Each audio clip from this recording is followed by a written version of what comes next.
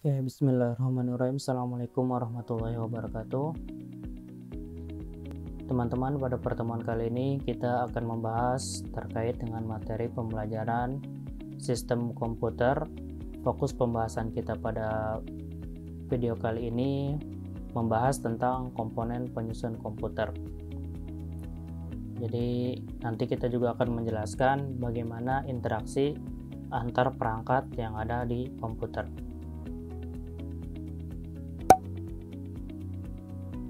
Oke, kita akan bahas dulu komponen penyusun komputer ada apa aja. Yang pertama ada perangkat keras atau biasa disebut dengan hardware. Yang kedua ada perangkat lunak atau biasa disebut dengan software. Yang ketiga ada pengguna atau brainware. Kita lanjut. Kita akan bahas dulu perangkat keras atau hardware yang ada pada komputer. Pada intinya hardware adalah perangkat keras yang merupakan suatu komponen yang terdapat dalam sebuah komputer yang bisa dilihat dengan cara kasat mata dan mampu disentuh secara fisik. Nah, ada beberapa contoh hardware yang ada pada komputer. Yang pertama biasa dikenal dengan input device atau perangkat yang digunakan untuk memberikan perintah kepada komputer yang kemudian perintah tersebut akan diproses oleh processing yang ada pada komputer. Nah, yang kedua, process device. Ini alat-alat yang digunakan sebagai media pemroses data untuk menjalankan perintah dari input device yang kemudian akan ditampilkan oleh output device. Jadi setelah dimasukkan melalui input device, kemudian perintah tersebut dimasukkan ke dalam process device yang kemudian perintah tersebut akan diterjemahkan oleh process device yang kemudian ada lagi output device. Output device itu untuk menampilkan data hasil pemrosesan data dari input device agar user bisa mudah menggunakan komputer. Nanti kita akan bahas bagaimana cara kerja dari ketiga komponen ini. Oke, kita lanjut. Input device. Nah, beberapa contoh input device. Yang pertama ada keyboard atau papan ketik ya. Digunakan untuk memberikan perintah pada komputer dan mengetikkan karakter huruf dan angka. Yang kedua ada mouse, pembahasa Indonesianya tertikus, untuk menggerakkan pointer. Nah, seperti yang putih-putih ini ya. Ini pointer namanya. Pointer ini digerakkan karena adanya input device atau mouse ya. Nah, untuk menggerakkan pointer pada komputer untuk memberikan perintah tertentu pada komputer. Nah, ini mungkin teman-teman yang sering lihat, familiar lihat ya. Ini ada joystick. Joystick juga ini termasuk perangkat komputer ke dalam bagian input device.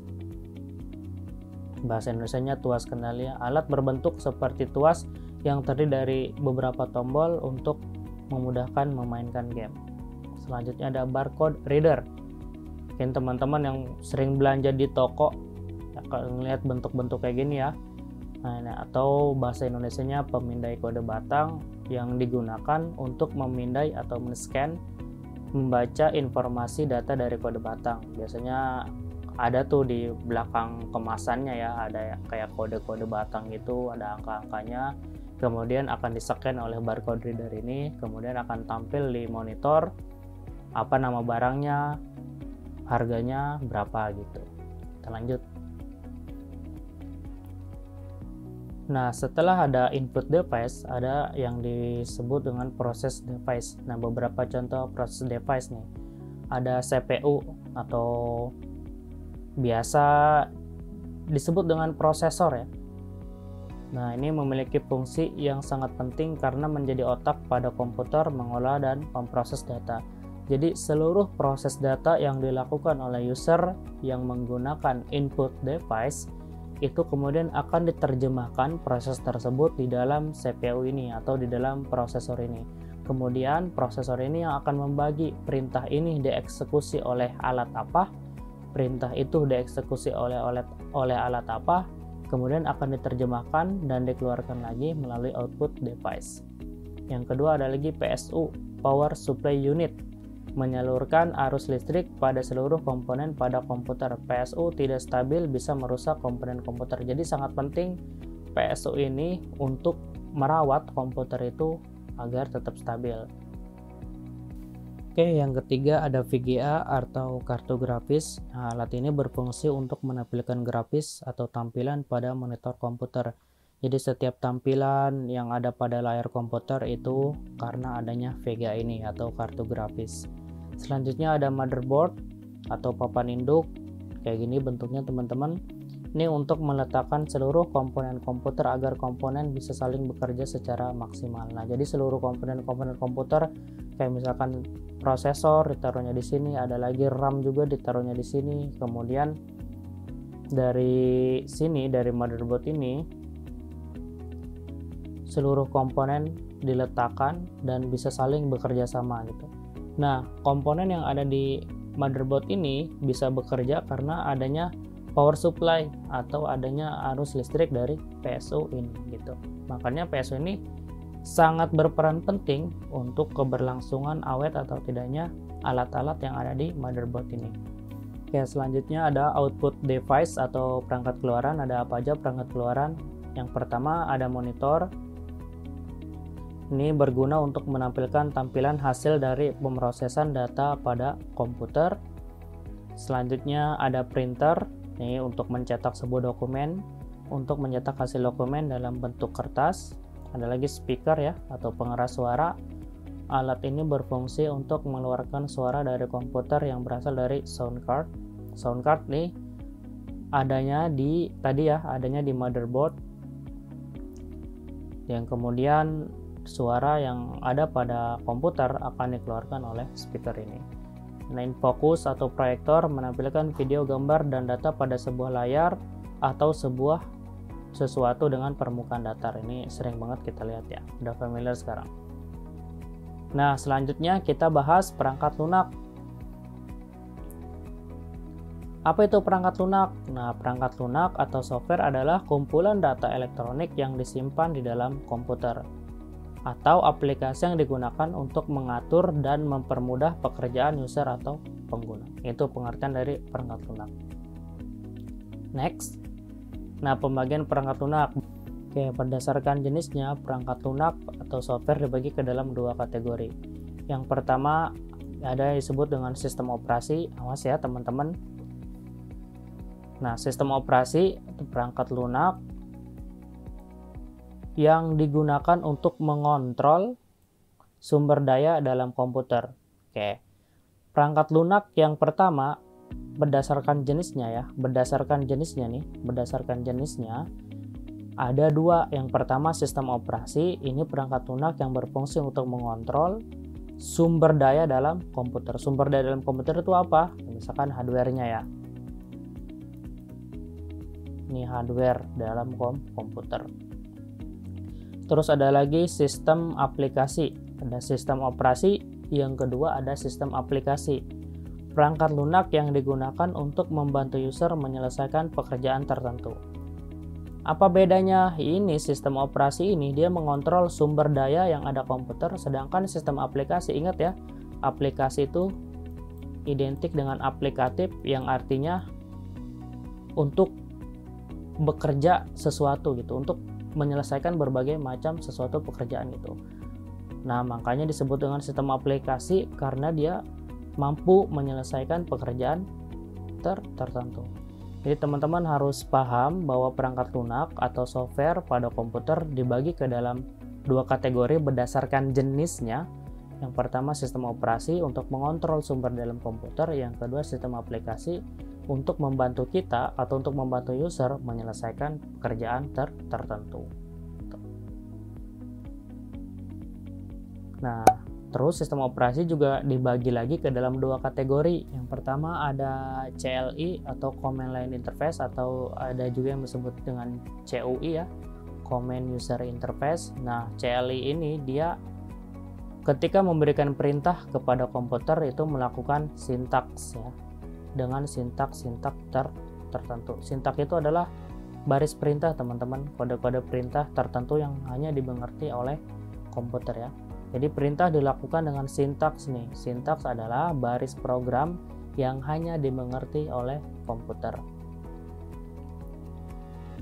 Nah, tetapi kalau misalkan sistem operasinya masih berbasis CLI atau CUI, dia juga susah digunakan karena menggunakan bahasa mesin. Iyalah jelas, karena kita harus paham nih, kita harus paham sintaks perintahnya. Jadi ketika menyimpan sebuah dokumen atau mengoperasikan sebuah dokumen, kita harus paham sintaks atau perintah-perintah tersebut. Karena kita harus paham sintaks ini, jelas itu mengakibatkan susah digunakan gitu. Oke, itu yang pertama, CLI. Yang kedua ada lagi GUI, Graphic User Interface. Nah, ini G-nya itu grafik, U-nya user, I-nya interface. Nah, karena dia sudah menggunakan grafik, artinya melakukan perintahnya itu tidak lagi menggunakan sintaks seperti yang CLI atau CUI ini, tetapi menggunakan apa? Menggunakan simbol dan icon. Kayak sekarang teman-teman ketika membuka YouTube, ya kita pasti familiar dengan akun atau simbol dari YouTube gitu. Jadi kita nggak usah lagi menggunakan sintaks atau baris perintah, kita cukup klik atau pilih simbol atau icon untuk membuka aplikasi tertentu atau mengoperasikan tertentu gitu. Ini yang sekarang sering banget digunakan, lebih user friendly dan mudah digunakan. Iyalah mudah digunakan karena ketika mengoperasikan komputer dengan sistem operasi GUI itu memberikan perintahnya menggunakan simbol atau icon. Jadi gitu ya teman-teman. Ini sistem operasi berdasarkan kategorinya. Kategori pertama ada CLI atau CUI. CLI itu Command Line Interface, atau CUI Command User Interface. Ini ya, ingat command, ini command, dia melakukan perintahnya dengan sintaks. Karena melakukan perintah dengan sintaks otomatis susah digunakan. Yang kedua ada GUI, grafik ya. Kalau ini command, kalau ini grafik. Kalau misalkan grafik, dia memberikan perintahnya dengan simbol atau icon. Karena memberikan perintahnya menggunakan simbol atau icon, otomatis sistem operasi tersebut lebih user friendly, artinya lebih mudah digunakan. Kita lanjut. Nah, ini ada beberapa contoh sistem operasi yang termasuk ke dalam kategori CUI atau CLI. Oke, yang pertama ada sistem operasi MS-DOS. Nah, Microsoft DOS ya, Microsoft Disk Operating System kepanjangannya. Pertama kali dikenalkan pada tahun 1981. Nah, teman-teman gini, jadi kalau misalkan kalian mau melakukan perintah, nah ini perintah dir nih, directory, artinya pengen tahu kapasitas memori yang ada pada komputer tersebut gitu. Kita harus mengetikkan dir ini ya. Nah, ini contoh sintaks. Nah, sintaks ini hanya dimengerti oleh komputer setelah kita memberikan perintah. Nah, kemudian akan muncul balasan dari komputernya. Jadi ingat, ini CLI atau CUI ya, ini harus melakukan perintahnya dengan sintaks komputer. Next. Nah, ada lagi sistem Unix. Nah, Unix pertama kali dikenalkan pada tahun 1965. Multitasking dan multi-user biasanya digunakan untuk komputer server gitu. Nah, ini kayak gini teman-teman ya. Jadi ketika kalian mau memberikan perintah, misalkan ini sys bin root, apalagi di sini juga ini perintah-perintah tertentu, ini sintaks ya. Ini semua sintaks. Oke, yang hanya dimengerti oleh komputer. Lanjut. Contoh GUI. Nah, ini GUI ini. Ini sistem operasi Windows pertama kali diciptakan tahun 1983 oleh Bill Gates. Ini Windows masih 1.0, sekarang yang terbaru udah ada Windows 10 ya. Bedanya cuma titik. Kalau ini 1.0, kalau ini Windows 10 atau Windows 10 ya. Nah, tampilan awalnya Windows seperti ini teman-teman. Nah, ini sudah dengan sistem operasi GUI, jadi sudah bisa klik tombol OK atau tombol-tombol di sini, file, view, spesial atau apa gitu. Jadi udah ada simbol-simbol atau teks icon untuk melakukan perintah tertentu. Nah, selain tadi Microsoft Office, ada juga sistem operasi Macintosh yang dikenalkan pada tahun 1984 oleh Steve Jobs nih ya. Oke, ini ada videonya teman-teman, kita simak. Nanti akan bantu saya simpulkan. Nah, setelah 21 tahun, akhirnya Macintosh meluncurkan video. Nah, ini Steve Jobs ya. Pada tahun 1984. Now I'd like to show you Macintosh in person. All of the images you are about to see on the large intinya screen ngomong kalau will be dulu generated komputer by ukurannya what's sangat in besar, that bag. sekarang ukurannya hanya sebesar benda yang ada di dalam tas. Nah, dia mengeluarkan tasnya. Nah, Macintosh ini teman-teman cikal bakal adanya laptop Apple. Nah, ini jadi sesuatu penemuan yang sangat wah lah pada abad-abad tersebut gitu. Nah, ini tampilannya. Ini mouse-nya, ini monitornya teman-teman. Nah, ketika mau menjalankan sistem operasinya dulu harus menggunakan ini, disket namanya.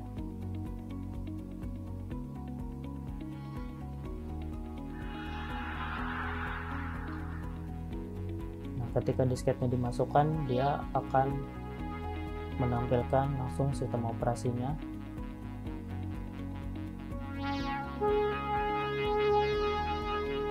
Dan pada masa itu komputer Macintosh ini sangat bagus lah, atau sangat wah lah gitu pada saat itu.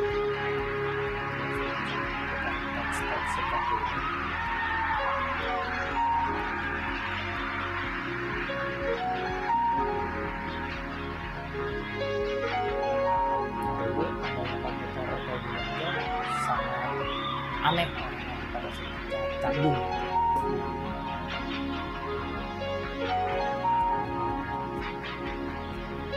Ya teman-teman, untuk video selengkapnya teman-teman bisa di YouTube.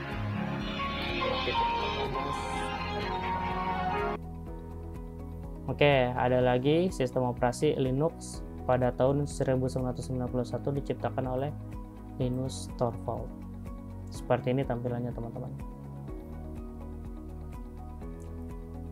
Nah, kemudian kita lanjut ke materi selanjutnya, itu kita akan bahas sistem aplikasi. Nah, sistem aplikasi adalah perangkat lunak yang digunakan untuk menjalankan beberapa pekerjaan yang lebih spesifik. Ingat ya, aplikasi aplikatif berarti untuk sesuatu pekerjaan yang lebih spesifik bisa digunakan artinya gitu. Yang pertama ada aplikasi Office. Ini pada bab sebelumnya kita udah bahas ya. Aplikasi yang digunakan untuk berbagai macam pekerjaan perkantoran. Terus ada lagi aplikasi desain, aplikasi yang digunakan untuk membuat sebuah desain, baik desain grafis, poster, dan lain semacamnya. Ada lagi aplikasi internet yang digunakan untuk melakukan searching, chatting, atau komunikasi secara global. Ini contohnya Google Chrome, Safari, Mozilla Firefox, Microsoft Edge mungkin yang sekarang. Terus aplikasi multimedia, aplikasi yang digunakan untuk menjalankan file multimedia seperti musik dan video. Oke, itu teman-teman ya, ada beberapa aplikasi. Bukan hanya ini, banyak aplikasi, ini hanya contoh kecil saja dari aplikasi-aplikasi yang lain. Oke, kita selanjutnya akan bahas pengguna komputer atau biasa disebut dengan brainware komputer. Oke, brainware komputer adalah manusia yang memakai atau menggunakan mengoperasikan komputer untuk berbagai keperluan.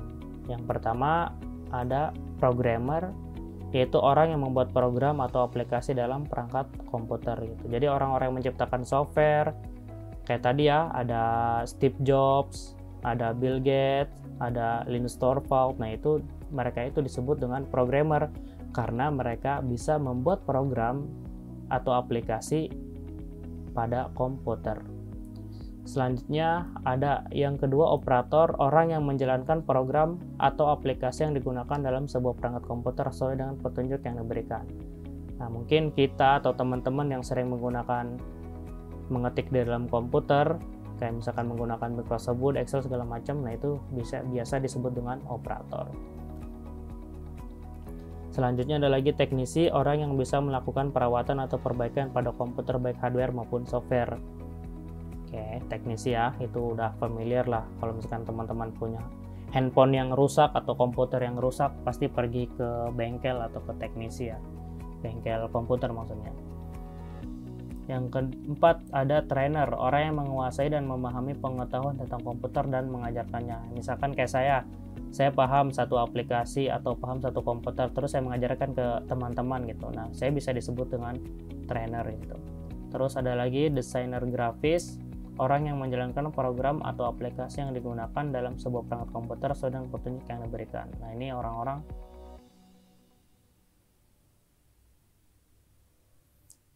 yang memahami sebuah desain ya, untuk membuat sebuah desain pada aplikasi desain grafis. Selanjutnya ada sistem analis, orang yang bertugas untuk memastikan kualitas dari program komputer berjalan dengan baik. Nah, biasanya gini, kalau misalkan kita melihat di aplikatifnya, di kehidupan sehari-harinya, biasanya gini teman-teman, ada programmer, dia buat sebuah software misalkan, softwarenya bebas, berbasis website, berbasis desktop, atau lain lah, Android segala macam. Nah, setelah programmer ini buat program, biasanya program tersebut akan diuji oleh seorang sistem analis. Nah, sistem analis ini kemudian akan memberikan laporan apakah program yang dibuat oleh programmer ini sudah berhasil, sudah sesuai dengan ketentuan, sudah layak atau tidak layak digunakan. Itu dikerjakan oleh sistem analis. Nah, ingat ya, jadi orang yang memastikan kualitas. Nah, kualitas program itu apakah sudah berjalan dengan baik sesuai dengan permintaan atau tidak gitu. Jadi urutannya ada programmer selesai ke sistem analis memberikan laporan, kalau misalkan ada catatan dibalikin lagi ke programmer. Begitu seterusnya sampai program tersebut benar-benar layak untuk digunakan. Next, ada lagi database administrator. Ini orang yang bertanggung jawab terhadap pengelola database. Database itu data-data yang ada pada sebuah program komputer. Terus teknisi jaringan, orang yang mampu dalam mengatasi dan membuat jaringan komputer, jaringan internet, segala macam gitu. Nanti kita akan bahas pada bab berikutnya. Yang kedua ada project manager, orang yang bertanggung jawab sebagai pimpinan sekaligus orang yang bertanggung jawab dalam pembuatan jaringan atau aplikasi sistem ya. Jadi kalau misalkan membuat sebuah program, project manager ini akan menunjuk dan akan menentukan kapan harus selesai aplikasi atau program yang sedang dibuat gitu. Itu project manager ya. Yang 10 konsultan, orang yang mempunyai kapasitas dalam memberikan saran atau konsultasi pada bidang komputer, baik pengembangan sistem, jaringan, komputer dan lainnya. Misalkan sekolah kita Mandiri Tangerang, karena adanya pandemi Covid ini ingin melaksanakan ujiannya secara online. Nah, karena kita sebelumnya belum pernah mengalami ujian secara online dalam skala besar, nah kemudian pimpinan dari Man3 Tangerang bingung mau kayak gimana cara membuatnya, apa saja yang diperlukan, bagaimana cara menggunakannya. Nah, pimpinan Man3 Tangerang harusnya pergi ke konsultan di bidang teknologi informasi dan komunikasi gitu. Nah, kemudian konsultan akan memberikan saran-saran peralatan dan bagaimana cara melaksanakan ujian secara online tersebut. Itu konsultan teman-teman. Jadi untuk konsultasi gitu. Oke teman-teman, itu materi terkait dengan sistem komputer. Kita baru bahas komponen-komponen penyusun komputer. Kemudian kita selanjutnya akan bahas bagaimana komputer itu berjalan secara sederhananya seperti apa gitu. Logikanya seperti apa. Kita akan bahas teman-teman. Oke teman-teman, kita lanjutkan. Nah, di sini kita akan membahas bagaimana hubungan antara perangkat keras, perangkat lunak, dan pengguna komputer gitu. Hubungan antara ini ya, hubungan antara hardware, antara software, dan firmware. Perangkat keras, perangkat lunak, dan pengguna komputer. Oke, yang pertama nih, hardware ya. Komputer jika tanpa perangkat lunak hanyalah sebuah menjadi mesin yang tidak bisa digunakan, di mesin yang tidak ada manfaatnya gitu. Karena kenapa? Ya karena cuman terdiri dari perangkat keras. Nah, perangkat keras cuman ada komputer tanpa adanya software. Tadi ingat ya, software itu untuk memudahkan kita menjalankan sesuatu atau mengoperasikan sesuatu pada komputer gitu. Oke, itu ya. Jadi karena kalau nggak ada software, ya udah, berarti komputer itu tidak bisa digunakan. Contoh sederhananya gini, teman-teman kalau misalkan punya handphone tersebut tidak ada softwarenya, tidak ada sistem operasinya, tidak ada aplikasinya, ya handphone tersebut ya cuman sekedar perangkat keras doang yang tidak ada manfaatnya, yang tidak ada fungsinya gitu. Jadi makanya butuh software agar perangkat keras tersebut, agar handphone tersebut bisa kita gunakan, bisa kita fungsikan gitu. Nah, sedangkan perangkat lunak dia tidak bisa dijalankan. Ini perangkat lunak atau software dia tidak bisa dijalankan atau tidak bisa kita ya tidak bisa membantu manusia atau pekerjaan manusia jika tidak ada hardware. Bagaimana software dijalankan, bagaimana software diinstal, bagaimana software bisa membantu pekerjaan kita kalau dia tidak tertanam atau tidak adanya hardware gitu ya teman-teman. Selanjutnya nih brainware. Nah, brainware ini baik perangkat keras.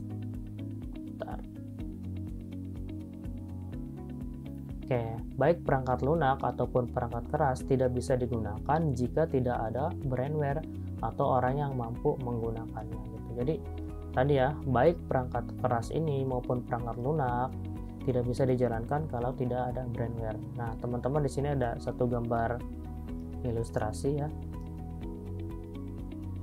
Saya katakan dulu. Nah, ada satu gambar ilustrasi nih. Ini ada hardware ya, ini ada hardware nih, ada monitor, ada mouse, ada casing nih ya, sebuah komponen komputer aja. Dia hanya sebagai komponen komputer saja, jadi perangkat keras aja yang tidak memiliki fungsi kalau tidak adanya software nih, kalau tidak adanya software ini nih. Nah, ini udah ada, bagaimana cara menjalankannya? Karena adanya brainware gitu. Jadi antara hardware, software, dan brainware ini jadi satu komponen yang tidak bisa dipisahkan kalau teman-teman berbicara masalah komputer gitu. Jadi ketika kita membicarakan sistem komputer, ingat ya, ketika kita membicarakan sistem komputer harus ada hardware-nya, harus ada software-nya, harus ada brainware-nya gitu. Nah, sekarang bagaimana cara kerja sebuah sistem komputer? Oke, nanti kita akan berikan ilustrasi di sini. Teman-teman perhatikan dulu ke sebelah sini ya. Nah, secara sederhana saya gambarkan dulu. Secara sederhana kerja komputer seperti ini, teman-teman.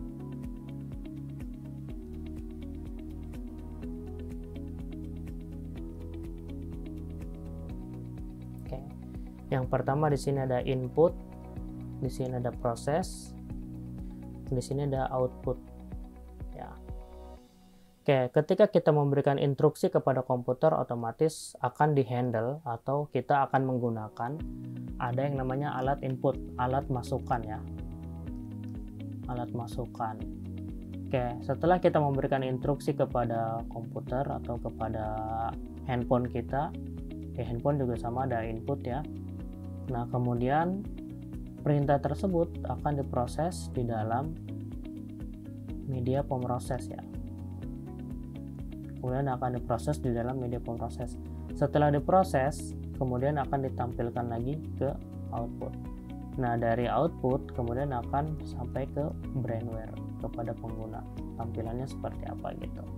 Nah, jadi secara sederhana gini teman-teman, ketika kita memberikan perintah kepada komputer, kita menggunakan alat input, kemudian perintah yang kita gunakan tadi melalui alat input, dia akan diproses di media pemroses, kemudian dari media pemroses, kemudian akan ditampilkan dengan alat output.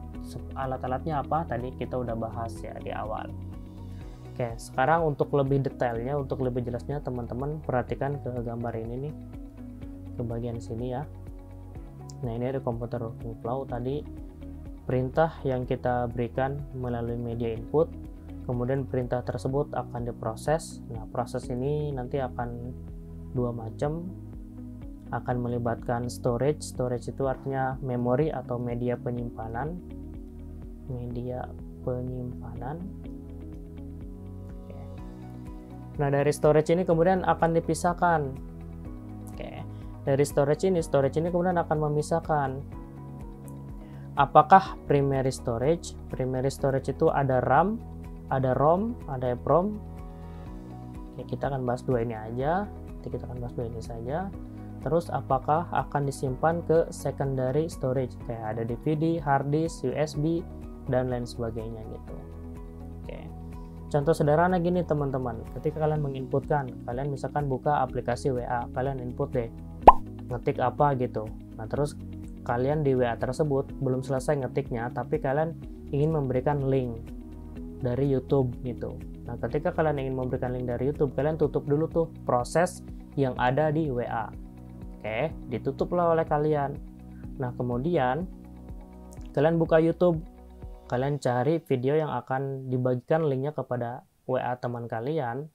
Nah, terus kemudian kalian copy link tersebut, kalian buka lagi aplikasi WhatsApp-nya dan ketikan tadi yang belum selesai otomatis masih ada gitu.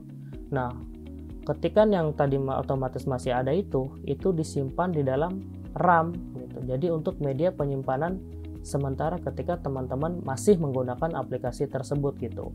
Makanya masih ada tuh ketikan tersebut dan kalian bisa copy link tersebut, link tadi dari YouTube, kemudian baru bisa dikirimkan ke teman-teman. Nah, ke teman kalian. Nah, proses itulah teman-teman yang terjadi pada komputer. Ketika kalian memberikan perintah input, misalkan tadi buka YouTube, kemudian akan diproses. Nah, setelah diproses, prosesor ini kemudian akan memerintahkan storage media penyimpanan, apakah di primary storage ataukah di secondary storage. Nah, setelah diproses dari sini semua, baru muncul di sini di media output. Itu teman-teman secara sederhana ya. Jadi saya ulangi, intinya ketika kita melakukan perintah kepada komputer, proses yang ada di balik komputer adalah teman-teman memberikan perintah melalui media input, kemudian media input akan meneruskan perintah tersebut kepada prosesor, kemudian prosesor akan membagi atau akan meneruskannya kepada storage. Nah, storage ini ada dua, apakah primary storage ini apakah RAM, apakah ROM, atau apakah EPROM, apakah ke secondary storage, apakah kalian ingin menyimpannya ke DVD, ke hard disk, atau ke USB, atau ke media lainnya. Setelah proses dari sini semua selesai, baru ditampilkan di media output ya.